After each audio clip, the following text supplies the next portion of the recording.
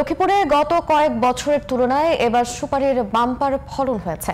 তবে উৎপাদন ভালো হলেও দাম কম থাকায় হতাশ চাষিরা। সংশ্লিষ্টরা বলছেন, বাজারে সিন্ডিকেট ভেঙে ন্যায্য দাম নিশ্চিত হলে সম্ভাবনায় এই ফসল বদলে দিতে পারে জেলার অর্থনীতি। লক্ষ্মীপুর প্রতিনিধি এবিএম নিজাম উদ্দিনের পাঠানো তথ্য ছবিতে আরো জানাচ্ছেন নাইবুর রহমান। অনুকূল আবহাওয়া, সময়মতো বৃষ্টিপাত ও আধুনিক পদ্ধতি অবলম্বন করার ফলে এবার সুপারির বাম্পার ফলন হয়েছে লক্ষ্মীপুরে। গুণমানে ভালো হওয়ায় সরবরাহ হচ্ছে ঢাকা, চট্টগ্রাম, কুমিল্লা, রংপুর সহ দেশের বিভিন্ন জেলায়। ফলন ভালো হলেও ব্যবসায়ীদের সিন্ডিকেটের কারণে বাজার দর কম বলছেন চাষিরা। আসলে এই বছর যথেষ্ট ভালো সুপারি হয়েছে, দাম একটু কম, কিন্তু বর্তমানে রাত্রে সুপারি চুরি দিরারি হওয়ার আশঙ্কা রয়েছে। তবে ব্যবসায়ীদের দাবি উৎপাদন বেশি হওয়ায় দাম কিছুটা কম।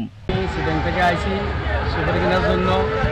এখানে ভালো মানেরটা কিনতেছি 160 টাকা, 170 টাকা এবং 150 টাকা।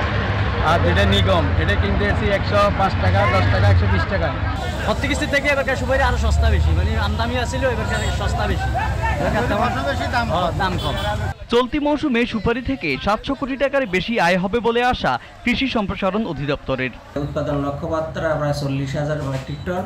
তা আমরা আশা করতেছি এটা প্রায় 43,000-এর কাছাকাছি ছেড়ে যাবে, কারণ এবছর আবহাওয়া অনুকূল এবং বন্যার কারণে সেচ সুবিধা পাওয়া এবং পলি জমায় সুপারির উৎপাদন ভালো হয়েছে। এবছর লক্ষ্মীপুরে সুপারির আবাদ হয়েছে 7,245 হেক্টর জমিতে। উৎপাদন হয়েছে প্রায় 43,000 metric ton. Naimur Rahman, GTV news.